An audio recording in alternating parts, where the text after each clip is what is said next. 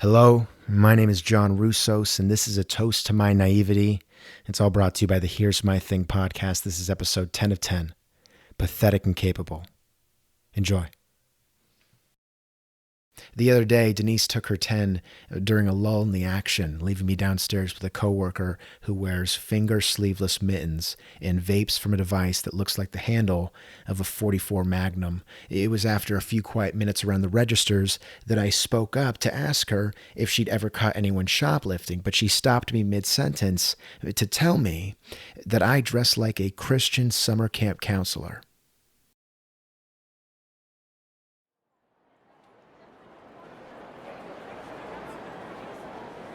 The last couple of shifts have had a similar introductory tone as the first, just with a gradual increase in responsibility. I don't hang around Denise as often.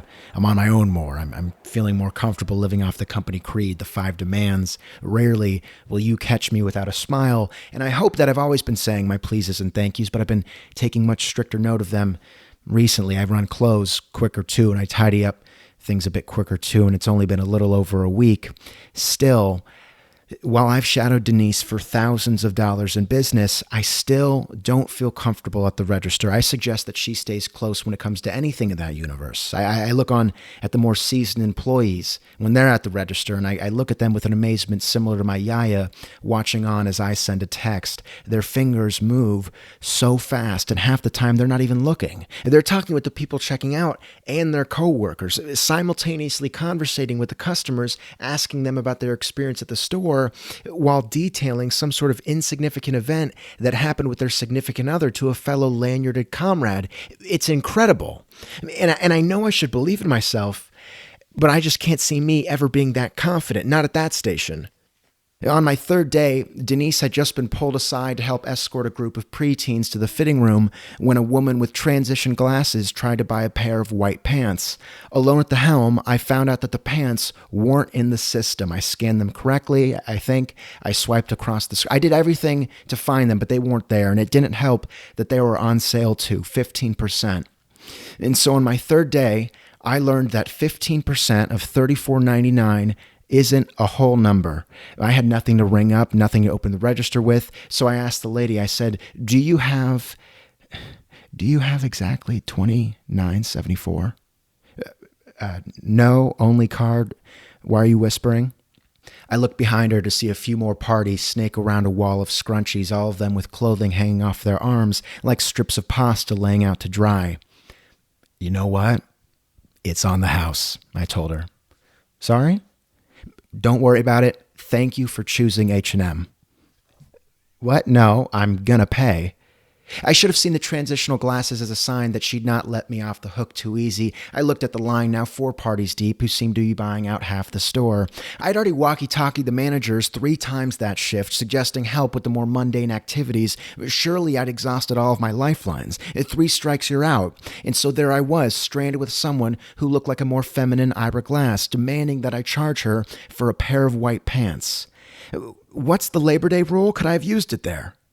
I was getting ready to tell her that I had no idea what to do when she took the pants from the counter and held them up against her waist. Who am I kidding? She said under her breath, and then walked away.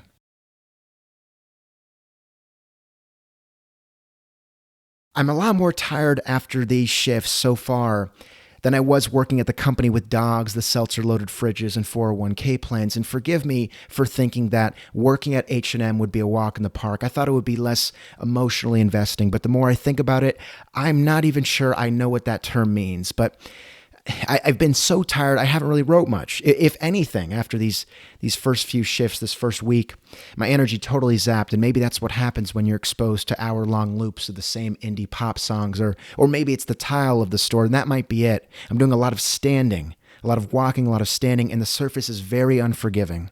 I stood a lot at the job down at City Center, but they let me stand on a sort of standing mat. A woman in HR told me that it was good for my back and legs. I didn't believe her. She had a lot of piercings and would wear flowy pants. She was someone who would say that the solution to every problem was a shot of ginger. Have you tried adding Himalayan salt? She might have said. But the mat was on the company dollar, so I gave it a go. And now I'm starting to think there was some truth to it.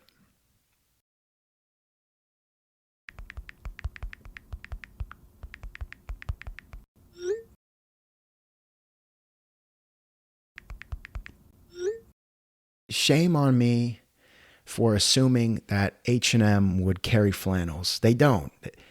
I figured you'd need something a bit more rugged, a bit more privy to sweat and the tang that comes with body odor to balance out the energy that comes from our bay of scarves. I let the girl with the tattoo of the snake resting on the bed of roses know this. I told her that I couldn't get her the flannel, but I could sort of almost outfit her like Audrey Hepburn in Breakfast at Tiffany's, minus the pearls and the gloves and the dress. And I told her I could get her some black clothing.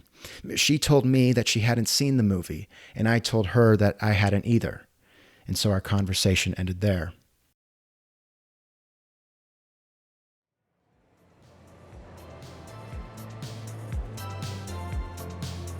This evening, the store manager addressed us before our shift to say that closing tonight was very important and that we were to be assessed by corporate the following morning. And I wasn't too sure exactly what that meant, but it seemed serious. And how the manager added, "We scored a 36 last time." A voice that I hadn't met yet asked from the back of our huddle, "Out of 40? "Out of 100, the manager said. I'd only worked one closing shift before this, and I thought it was pretty easy. I might even say pleasant.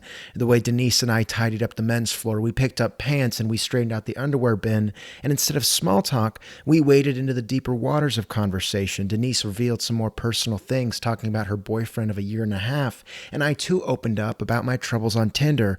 We got out of there in 25 minutes, which is standard apparently. I hit Burger King on the way home. It was a good night. This time around, the manager made it a point that we are to be more thorough, no stone left unturned, that each department is to look immaculate. Don't shove stuff together, she said. She added that every section was to be treated as an A section and that we should be prepared to stay a little longer. And when she did, we nodded in unison, ready to follow our leader into whatever kind of fray. She said yas, then sent us off. Doors close at 9, but that doesn't mean that people won't come in at 8:55. It also doesn't guarantee that they won't sort through each installation like it's a bin at Goodwill. If anything, the time crunch is more of an incentive to tear through as many selections as possible. Tonight, I handed some change and a bag full of outfits for toddlers to a middle-aged Russian woman when my nose caught drift of what smelled like juniper and diesel fuel, Axe body spray. I picked my head up and saw a group of 5 guys, all of them stuck in their collegiate years, and all of them, for whatever reason, with blonde hair, walk in. I approached them with the company's demands in mind and politely let them know that we were closing in 5 minutes, but they chose to ignore me. I fired off pleasantries from point blank, and all I got back was a, "Keaton, I think they have the puffy jackets here." As they began to do their damage, I stood back, considering how fairly organized the department was. I considered how Denise wasn't working this shift with me, citing something about a day off. I considered how it was a slow night until it wasn't. At 8:58, they'd moved through the puffier jackets, through the bomber and cargo ones too. They flayed each pair of ripped and non-ripped jeans to the floor and were making headway past the register to go play with some of the sweaters. Their leader, the alpha, he was the taller of the bunch with broad water polo shoulders. He left the pack around the sweaters and made his way to the fedoras, where I intercepted him and I let him know that if they're going to buy something, now was the time. He slowed down his walk, he stared at me, and then he scoffed and picked a hat off the rack. Without thinking, he stood in front of a mirror. He posed for a few seconds, then said, "Fog, this low-key hits." He snapped a photo, then as he was slipping his phone back into his pocket, a text message sounded, prompting him to read it, then call out to his followers that, "Kayla texted, let's bounce." He tried to frisbee the hat to the rack, missed, said fuck it, and then left. I stood in place for a minute and thought back to a couple mall trips where I could have properly hung shirts or taken the extra seconds to correctly fold up a pair of pants when I was the shopper, and how during those times in the men's section of a Forever 21, I told myself that this would give the employees something to do if they were bored, picking up chewed denim that I had ragdolled to the ground. And now here I was, getting walked over by 5 guys with unnaturally blonde hair, very just punishment for my own previous behavior. I was mid-self-belittlement when the manager came up from behind me. I told her that a tornado flew around the department before she came, and that if she could just please excuse the mess it made. But she didn't pick up the reference. None of the other employees knew what had happened right before we closed, and they weren't seeking an explanation for why I was so far behind in the closing process, why it was 10:30, and why they were still there. Instead of a smile and words of positive encouragement, they approached me with slanted brows and disgust, looking down at me folding a cashmere sweater, asking what I hadn't gotten to yet. The girl with the nose ring came last and seemed to be the most agitated. She was the one I noted not to cross during my time here, but there she was, cursing at me with a glare. She took a headphone out and asked me, "What hasn't been done?" I couldn't catch my train of thought. She seemed so intense. Her words came with no empathy. I was real here, with consequences that came in the form of people working all in spite of me. I wanted to tell her, but you don't get it. There was this one guy. He was tall and had an upper back that you could plant a field of corn on. He walked in and he started throwing clothes everywhere. I'm competent, I promise.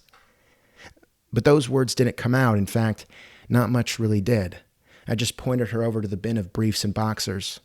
She didn't say anything, but she left me with an expression which screamed that I was no longer the curious, Bambi-eyed employee, but that I was a team member, just as pathetic and capable as the rest of them.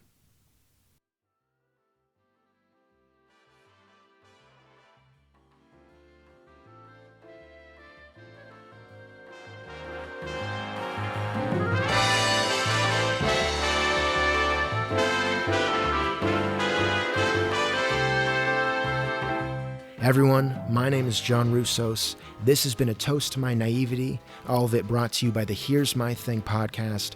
Thank you so much for listening. Thank you for the support. I appreciate the love. I can feel it. I hope you enjoyed these batches of episodes. I hope you enjoyed the series. And with that, until next time.